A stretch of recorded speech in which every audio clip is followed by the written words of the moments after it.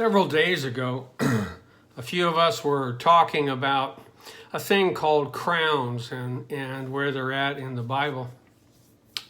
And I had kind of forgot that we talked about that. And then this morning, I read something in the scriptures in Psalms, Psalm 17, verse 15. And it says, I will behold thy face in righteousness. I shall be satisfied when I awake with thy likeness. And I got to thinking about that. We very rarely talk about rewards, very rarely talk about anything aside from what Jesus accomplished on the cross and what he has done for us in giving us an opportunity to be saved. But I wonder if it's much more than that. When I look at the scriptures that talk about things called crowns in the New Testament, there are several of them, and I just want to go through them quickly. My question to you before we get started is, do you have a crown? Is Jesus going to return and give you a crown? Listen to these for just a second and see what you think.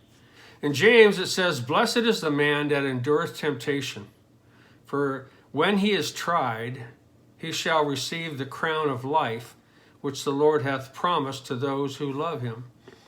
Now we know that Jesus said, I am the way, the truth, and the life. So does it mean that he's going to be given salvation?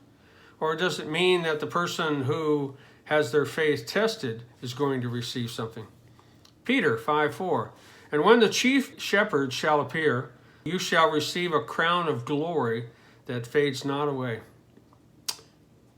So is Peter talking about the unsaved? Is he talking about those who did something and are receiving something as a result of that? Revelation 2:10. Fear none of those things which thou shalt suffer.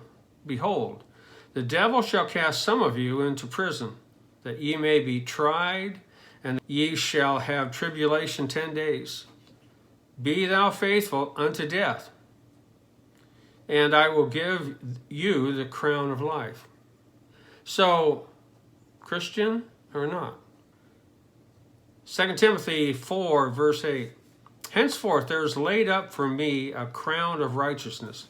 Now this is Paul who wrote this. So he's talking about the end of his whole ordeal, everything that he went through. Which the Lord, the righteous judge, shall give me on that day.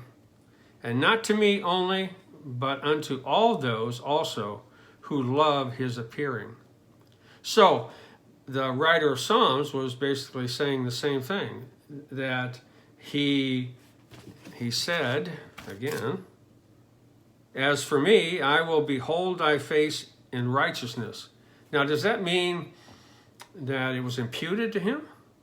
Or does that mean that he was doing something and had a desire to have that doing change him, make him righteous? I shall be satisfied when I awake with thy likeness. To me, it sounds like he wants to be changed. So, are we supposed to change? Is grace the power to make you new? And have we somehow lost something? Let's take Revelation 22:12. This is the Lord Jesus Christ speaking. And behold, I come quickly, and my reward is with me to give to every man according as his work shall be. Doesn't say his testimony or his witness or the things he proclaimed about me. Apparently there's something that must be accomplished in us so that we're able to receive from the Lord a reward. What do you think?